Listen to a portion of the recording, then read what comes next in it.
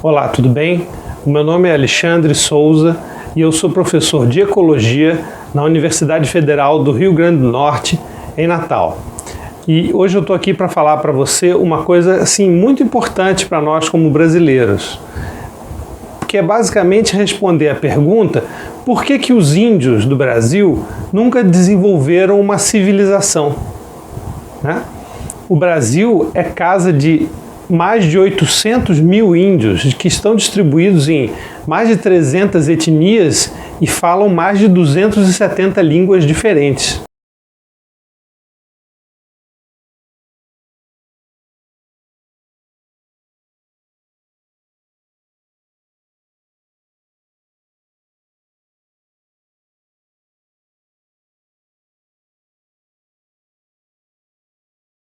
Então isso é uma riqueza cultural imensa do Brasil.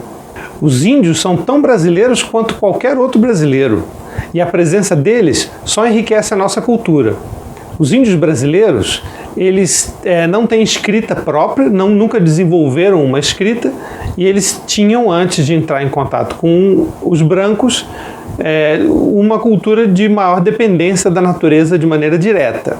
Então a gente pode dizer que os índios viviam num grupo de culturas pré-históricas, porque não tinham descoberto a escrita, portanto não podiam registrar de maneira escrita a sua história. Eles registravam de maneira oral, contando, com lendas, com contos, com músicas, mas não escrevendo. Então isso faz com que sejam culturas pré-históricas.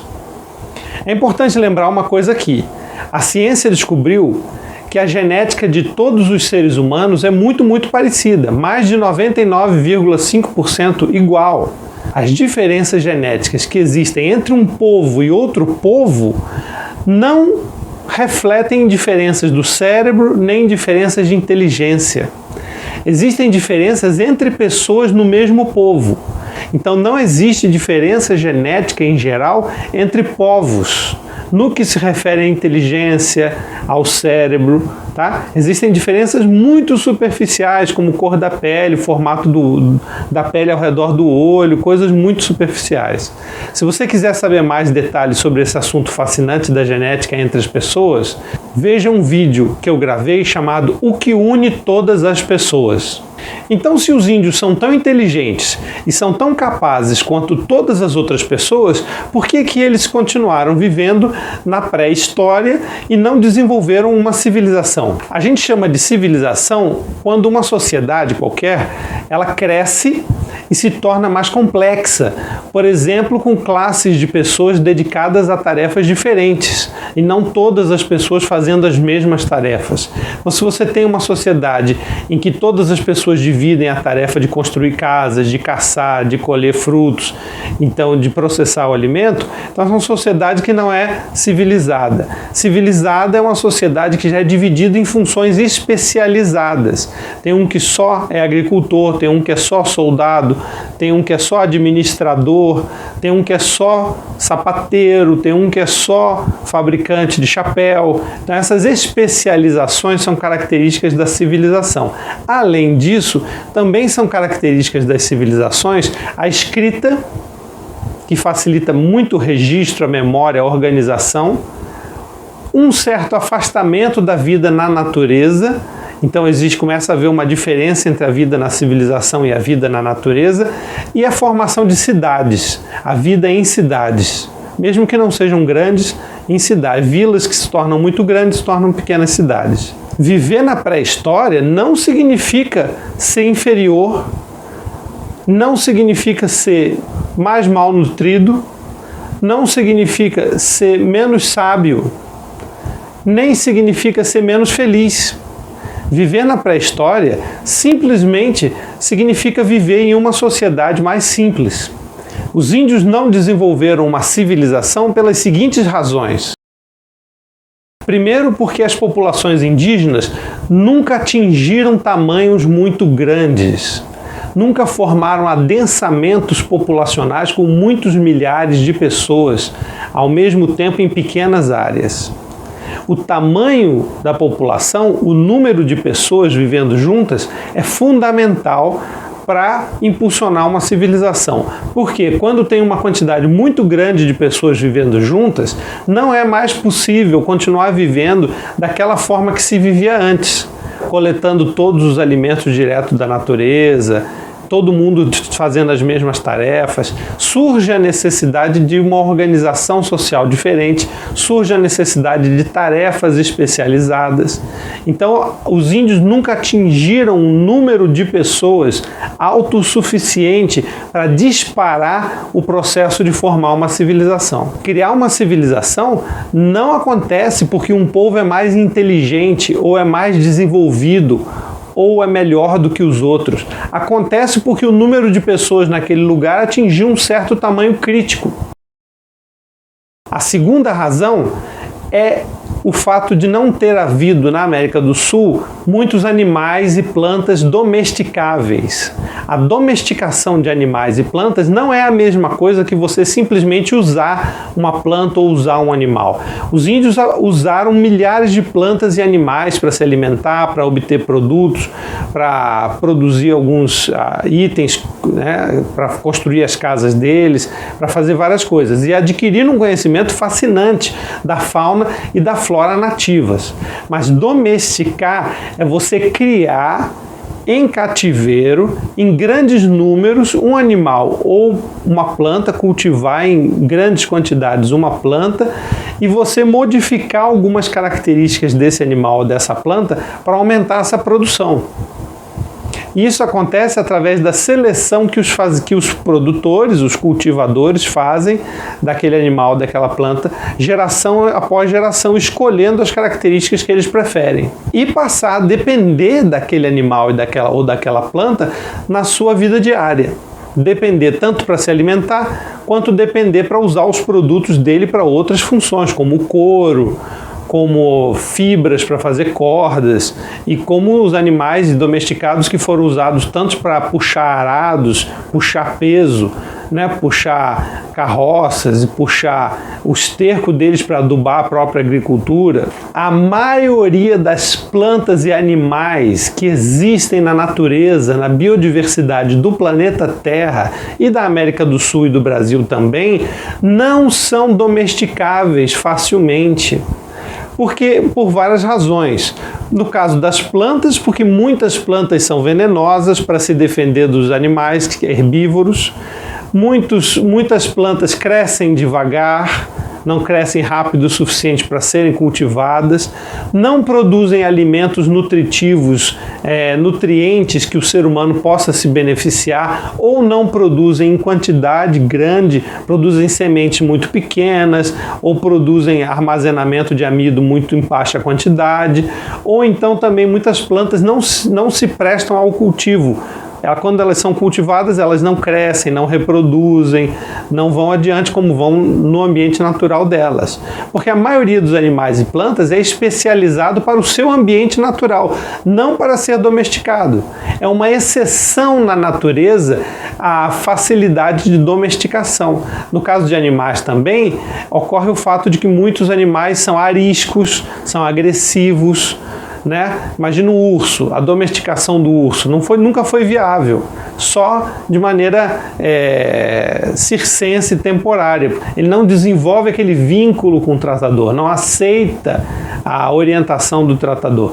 E assim ocorre com a maioria dos animais, que são muito estressados, ficam estressados em cativeiro, adoecem em cativeiro, pegam doenças contagiosas, morrem, não produzem, não crescem na velocidade necessária, não aceitam montaria, não aceitam condução. Então a maioria dos animais que você olha e parece que estão à disposição para serem domesticados não são opções viáveis. E na América do Sul, você tinha poucas espécies de mamíferos grandes domesticáveis. A falta de grandes animais mamíferos domesticáveis nas Américas foi consequência da extinção em massa desses animais no final da última glaciação, que coincidiu com a entrada dos primeiros seres humanos nas Américas. Mas o fato é que a extinção em massa de grandes mamíferos nas Américas deixou os índios sem opções de domesticação de animais. Outra razão é que nas Américas, tanto a América do Sul quanto a América do Norte, os principais biomas, desertos, savanas, florestas, pântanos, estão distribuídos de maneira que não facilitam a difusão de domesticações e não facilitam a difusão de descobertas entre povos de diferentes regiões. Então você tem, por exemplo, o deserto do Atacama, que fica no sul da América do Sul, você tem a Cordilheira dos Andes, que é um grande obstáculo, você tem o Cerrado e a Caatinga, que separam a Mata Atlântica da Amazônia. Essa disposição de biomas não facilita a descoberta de uma planta ou animal ou uma descoberta de uma tecnologia numa área se difundir para as outras. Já na Eurásia, você tem uma imensa massa de terra com faixas com o mesmo clima de maneira contínua em bandas. Então você tem, por exemplo, uma grande faixa temperada que pega desde a Europa até o Japão praticamente. Então o que é descoberto numa região dessa, os outros povos dessa mesma latitude facilita imensamente a difusão de ideias, a difusão de descobertas, de tecnologias, práticas e domesticações entre povos. Certo? Então foi uma facilidade geográfica que é particularmente forte na Eurásia, muito mais do que nas Américas. As Américas têm a divisão da América do Norte e América do Sul, por exemplo, tem a América Central, que é quase um estrangulamento geográfico, seguido pelo deserto de Chihuahua, na América do Norte, que é uma barreira também para a difusão. A quarta razão foi o isolamento geográfico da América do Sul em relação a outros continentes. As descobertas que foram feitas na Eurásia, onde a maioria das descobertas foi feita, copiada, experimentada, trocada e por isso se desenvolveu, não podiam chegar à América do Sul, que é um continente basicamente isolado de todos os outros. A mesma coisa com a Austrália também. Em grande parte, o que acontece com a Austrália e com a África subsaariana. São regiões que geograficamente tiveram dificuldade de implantar animais, plantas descobertos na Eurásia e que puderam ser domesticados, e práticas que serviam para lá que não serviam para essas outras áreas. A quinta razão é que, como as populações indígenas nunca foram muito grandes, muito densas, e como elas também não puderam desenvolver a criação intensa de animais domésticos, não evoluíram doenças desses animais para os seres humanos, que é o que aconteceu na Eurásia e em outras áreas também. Você tem a domesticação de animais e a convivência com animais faz com que vírus e bactérias e protozoários que causam doenças nos animais se adaptem e evoluam para causar doenças nos seres humanos, que lidam com eles. E aí, geração após geração, por um processo de seleção natural, se você quer saber mais coisas surpreendentes sobre como funciona a evolução por seleção natural, veja um vídeo que eu gravei chamado O que é Seleção Natural. Então, esses seres humanos que cultivaram animais por muitas gerações adoeceram, morreram muitas vezes e evoluiu neles um sistema imunológico resistente, em parte, a essas doenças. Isso não aconteceu nos índios brasileiros, porque não houve adensamento, não houve criação de animais. Então isso explica em grande parte a vulnerabilidade desses índios às doenças contagiosas trazidas pelos europeus no início da colonização e até hoje. Então, a dizimação em massa, mortandade em massa de índios por doenças, foi o principal fator de eliminação dos índios no Brasil. Foram as doenças trazidas pelos europeus, inclusive chegavam nas tribos antes dos próprios europeus, por contágio, por epidemias.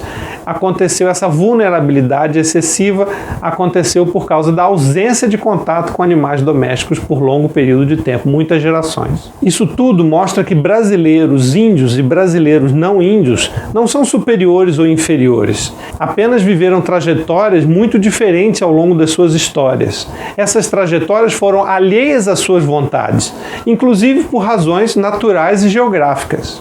Brasileiros, índios e não índios têm muito a ganhar colaborando e desenvolvendo uma profunda amizade e respeito mútuos, porque têm origens muito diferentes, trajetórias muito diferentes, e, portanto, tem bagagens culturais muito diferentes.